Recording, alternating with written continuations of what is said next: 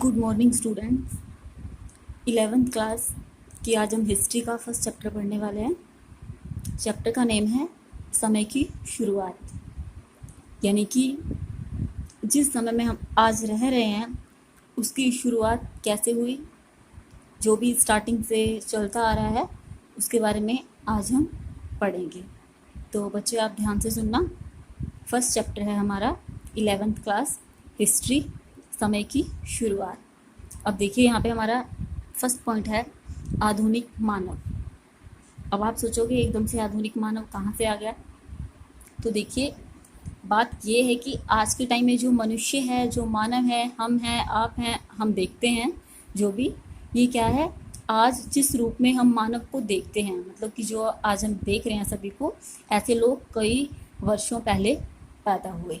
ठीक है, और इनकी क्या खासियत थी, ये क्या करते थे, कैसे इनका स्टार्टिंग हुई, वो सारा आपको इस चैप्टर में पढ़ने को मिलेगा। इसमें थोड़ा सा आपको कन्फ्यूज़न वाले कुछ वर्डिंग्स मिलेंगी जो शायद आपने पहले ना सुन रखी हो, बट ऐसा कुछ नहीं है कि आपको समझ ना आए, बहुत अच्छे से समझ आएगा।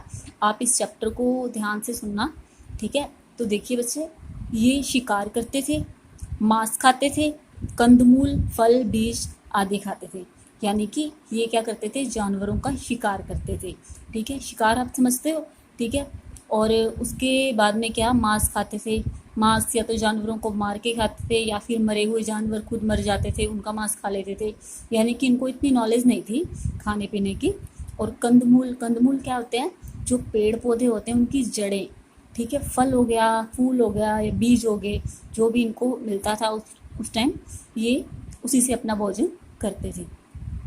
फिर क्या हुआ, धीरे धीरे इन्होंने पत्थर से औजार बनाना सीखा, यानी कि इनको ये लगा कि पत्थर उठाने में भारी होता है, अगर कोई नुकीला सा पत्थर मिल जाए तो हाँ, अगर उसको मारा जाता है, किसी चीज़ की तरफ फेंका जाता है तो वो चीज़ टूट जाती है।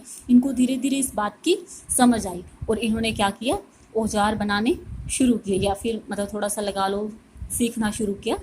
और आपस में बात करना सीखा, यानी कि आपस में देखिए, आप खुद सोचिए। अब कई बार क्या होता है, इशारे होते हैं, इशारे से हम किसी को कुछ कहते हैं कि सामान देना या से कुछ भी, आपको समझते हो आप, ठीक है। तो ऐसे ही धीरे धीरे इन्होंने अपनी लैंग्वेज को शुरू किया, जो इनकी भाषा है, जो इन्होंने जैसा अपने आप को उसमें सुविधापूर्वक पाया, उस चीज़ को इन्होंने शुरू किया, ठीक है। और धीरे धीरे इन्होंने आपस में बातचीत का जरिया बनाया। आदिमानव के इतिहास की जानकारी के स्रोत। अब देखिए, आपको पता है आदिमानव कैसा था, उसके इतिहास की जानकारी के स्रोत, यानी कि हमें कैसे पता लगता है कि पहले भी मानव था, ऐसा क्या देखने को मिला, ऐसी कौन सी चीज़, किस चीज़ से हमें हिंट मिले कि हम कह सकते हैं कि मानव का विकास बहुत पहले हो चुका था, या फिर कब हुआ था, कैसा क्या सिस्टम मिला। देखिए यहाँ पे हमारे पास 3 पॉइंट्स दिए हैं। सबसे पहला पॉइंट है हमारा जीवाश्म। जीवाश्म समझते हो, जीवाश्म का मतलब होता है, देखिए बहुत टाइम पहले, ये आपने 10th में भी पढ़ा होगा, आपको पता होगा इस पॉइंट के बारे में। जीवाश्म क्या, जैसे जीवाश्म ईंधन भी कहते हैं, कुछ भी लगा लो। तो ऐसे क्या है, कई बार जैसे वो मर जाते थे, ठीक है, जानवर मर गए, वो आदिमानव मर गया, पेड़ पौधे पत्ते उसके ऊपर गिर गए, गिरते गिरते ऐसे दब गए, ठीक है। और धीरे धीरे उनके ऊपर परत की परत बनती गई।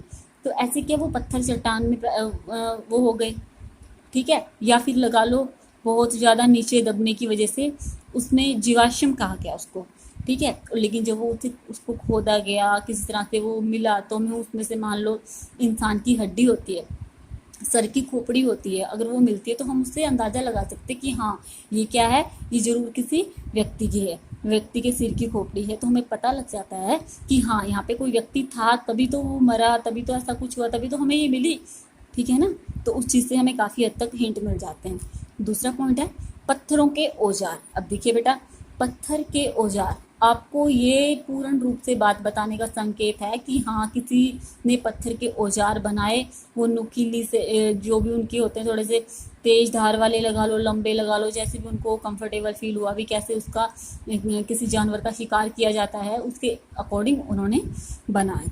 तीसरा पॉइंट है गुफाओं की चित्रकारी। इस बात का क्या मतलब है, देखिए वो अपने आप को बचाने के लिए, वैसे बहुत पहले वो आपको पहले बताया कि जब बिल्कुल स्टार्टिंग में था उसे तो कुछ पता ही नहीं था, वो अपने आप को ऐसे फील करता था कि हाँ मेरे साथ आज जो हो रहा है, प्रकृति का कहर मुझ पर पड़ रहा है, बारिश आ रही है, अंधेरी आ रही है, तूफान आ रहा है, गर्मी पड़ रही है, तो ये सब अपने आप को क्या सोचता था कि शायद मुझे किसी श्राप की सज़ा मिल रही है, या फिर ये मेरे लिए जो भी है अभी कुछ गलती हुई जिसकी सज़ा मुझे मिल रही है। लेकिन धीरे धीरे उसने इस बात को प्रकृति पे विजय पाई, उसको पता लगा कि हाँ मैं इसको चेंज कर सकता हूँ, तो उसने अपने आप को बचाने के लिए गुफाओं का निर्माण करना शुरू किया, यानी कि जो भी लगा लो थोड़ा बहुत अपने आप को सेव करने के लिए, सर्दी गर्मी बरसात से बचने के लिए उसने गुफाओं का निर्माण करना शुरू किया, यानी कि जो भी उसको ठीक लगा उसके अकॉर्डिंग।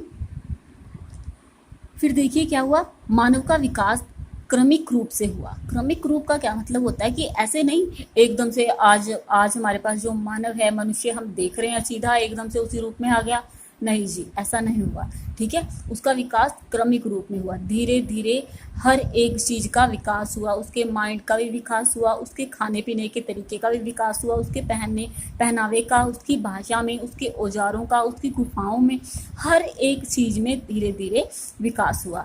और इसके ताकि ऐसे जीवाश्मों से पता लगता है, जो भी जीवाश्म हमें देखने को मिले वो हमें उसके संकेत मिले, उस चीज़ों से हमें इस बात का पता लग जाता है। ठीक है, चार्ल्स डार्विन ने अपनी पुस्तक on the origin of species में इस बात का पूर्ण रूप से उल्लेख किया है।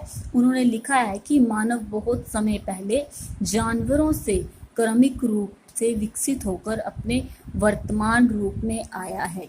यानी कि बेटा देखो आपने सुना होगा, ठीक है, कि कई बार बोलते हैं कि पहले मनुष्य था वो एक वानर की तरह दिखता था, या फिर बंदरों की तरह लगा लो, ऐसे सुनने में आपको आया होगा। ठीक है, आपने भी सुना होगा। ठीक है, तो उसके अकॉर्डिंग इसमें बताया गया कि धीरे धीरे धीरे वो कैसे चेंज हुआ, कैसे पूर्ण रूप से आज के आधुनिक मानव में वो विकसित हुआ। ठीक है, तो उसने जो ये बुक लिखी थी इसको याद रखना, 24 अक्टूबर 1859। ठीक है, तो उसने इस बुक लिखी थी जिसका नाम था on the origin of species. ठीक, आगे देखिए, आधुनिक मानव के पूर्वज। अब इसमें बताया गया है कि जो आज का मनुष्य है उसके पूर्वज। देखिए मैं डायरेक्ट रूप में आपको इस बात का पूर्ण श्योरली नहीं बोल रही कि हाँ हमारे जो पूर्वज थे वो जो लगा लो, इसी हिसाब से जो इसमें बताया गया है चैप्टर्स के अकॉर्डिंग मैं आपको एक्सप्लेन कर रही हूँ। ठीक है, इसको देखिए, प्राइमेट नंबर 1 है प्राइमेट, नंबर 2 है होमिनॉइड, नंबर 3 है होमिनिड। ये क्या है, एक तरह से इनके रूप लगा लो, यानी कि उनके ऐसे रूप नहीं भी स्टार्टिंग में जो वो हुआ था, मनुष्य पैदा हुआ जो भी लगा लो उसकी स्टार्टिंग थी वो प्राइमेट के अकॉर्डिंग थी। प्राइमेट में क्या देखने को मिलता है वो आपको बताया जाएगा। यहाँ से देखिए इनका उद्भव क्या होता है, विकास स्टार्टिंग कहाँ पे हुई थी, एशिया और अफ्रीका में। ठीक है, वानर लंगूर मानव इसमें शामिल थे। ठीक, इस चीज़ में जो प्राइमेट थे उनमें ये वाले शामिल थे जिसमें वानर थे, लंगूर थे, मानव थे। शरीर पर बाल होते थे, यानी कि जो उसका शरीर था उस पर बाल होते थे। बच्चा पैदा होने से पहले लंबे समय तक गर्भ में पलता था। कहने का मतलब कि जो बेबी होता है, आपको पता होगा आज के टाइम में क्या टाइम होता है, लेकिन पहले के टाइम में क्या था, उसका जो टाइम पीरियड था वो काफ़ी लंबा होता था, काफ़ी लंबे टाइम तक वो गर्भ में बच्चा पलता था। उनके जो दांत होते थे वो क्या थे, अलग अलग किस्म के होते थे, यानी कि मतलब थोड़े से डिफरेंट लगा लो, एक जैसे नहीं होते थे। प्राइमेट श्रेणी से एक उप समूह उत्पन्न हुआ जिसको होमिनोइड कहा गया। जो प्राइमेट श्रेणी थी, देखिए मैंने आपको पहले बताया, पहले प्राइमेट हुआ, ठीक है, फिर होमिनोइड और फिर उसके बाद में होमिनिड। तो उसका जो उप समूह था उससे उत्पन्न हुआ, उसको क्या कहा जाने लगा, होमिनोइड। ठीक, होमिनोइड कहा जाने लगा। अब हम होमिनोइड क्या था, कैसी थी, उसकी विशेषताएं उससे डिफरेंट थी, उसकी क्या क्या विशेषताएं थी वो आपको इसमें बताया जाएगा। देखिए इसमें वानर शामिल थे, उसमें क्या थे, वानर शामिल थे, लंगूर और बंदर शामिल थे। ठीक है, लेकिन इसमें क्या था, सिर्फ वानर शामिल थे। इनका मस्तिष्क होमिनिडो से छोटा था। देखिए सबसे पहले क्या था, प्राइमेट, ठीक है, उसके बाद में क्या आया, होमिनोइड, जिसकी अब हम बात कर रहे हैं। लेकिन इसमें क्या बताया गया, इनका मस्तिष्क होमिनिडो से छोटा था। जो आगे थर्ड पॉइंट आ रहा है ना, उससे थोड़ा सा छोटा था। ठीक है, 4 पैरों के बल चलते थे, यानी कि 4 पैरों से चलते थे। बंदरों से भिन्न थे, जो बंदर थे देखने में उनसे थोड़ा सा डिफरेंस थे, उनको देखने में थोड़ा अलग लगता था। ठीक है, शरीर बंदरों से बड़ा होता था, जो शरीर था उनका बंदर थे उनसे थोड़ा सा बड़ा होता था। पूँछ नहीं होती, इनकी पूँछ नहीं होती, आपको पता है। लंगूर की पूँछ होती है, वानर की पूँछ होती है, जो भी था। ठीक है, और इंसानों की तो होती नहीं है। तो इसमें क्या था, जो इसके बारे में बताया गया वो क्या है, इनकी पूँछ नहीं होती थी। ठीक है, आया समझ। पहले क्या था, इस बात को याद रखना, प्राइमेट, उसके बाद में होमिनोइड, और थर्ड पॉइंट है हमारा होमिनिड। अब इसको देखिए, इनका उद्भव अफ्रीका से हुआ। कहाँ से हुआ, अफ्रीका से। स्टार्टिंग इनका जन्म लगाओ, इनका उद्भव लगाओ, जो भी आप समझते हो, इनका कहाँ से हुआ, अफ्रीका से। ठीक, आगे देखिए, इसमें क्या था, होमिनोइड परिवार के सदस्य थे। जो ये होमिनिड थे, ये होमिनोइड परिवार के ही सदस्य थे। मस्तिष्क, इनका जो मस्तिष्क था उसका आकार क्या था, बड़ा था। ठीक है, 2 पैरों पर चलना, ये 2 पैरों पर चलते थे। पहले क्या बताया गया था, 4 पैरों पर चलते थे। ठीक है, लेकिन ये किस पे चलते थे, 2 पैरों पर। हाथ से औजार बनाने की क्षमता थी, मतलब ये अपने हाथों से औजार बनाने में सक्षम मतलब बना सकते थे, उनमें क्षमता थी। उनका जो दिमाग था, पहले वाली जो प्रजातियां थी उनसे थोड़ा सा बड़ा था। वो सोचते थे, समझते थे, शक्ति ज़्यादा थी, जिस वजह से वो औजार बनाने की क्षमता रखते थे। होमिनिडो को आगे कई शाखाओं में बांटा गया, जिन्हें जीन्स यानी कि वंश कहा गया। इनको आगे कई शाखाओं में बांट दिया गया, जिनको वंश कहा जाने लगा। ठीक है, यहाँ पे देखिए इसके 2 पॉइंट्स बताए हैं, ऑस्ट्रेलियोपिथिक्स और होमो, ये बताए गए हैं। इनके अलग अलग जो भी वंश लगा लो, उसके अकॉर्डिंग ये महत्वपूर्ण थे। तो बच्चे, ये हमारा हिस्ट्री के फर्स्ट लेसन का फर्स्ट पार्ट है। ठीक है, इसका सेकंड पार्ट हम आपको कल भेजते हैं, लेकिन आप तब तक ये फर्स्ट पार्ट को अच्छे से समझना और अपनी नोटबुक पे राइट कर लेना। ठीक है, और इसमें कुछ भी बात आपको समझ नहीं आती तो आप मुझसे पर्सनली बात कर लेना। Okay, thanks.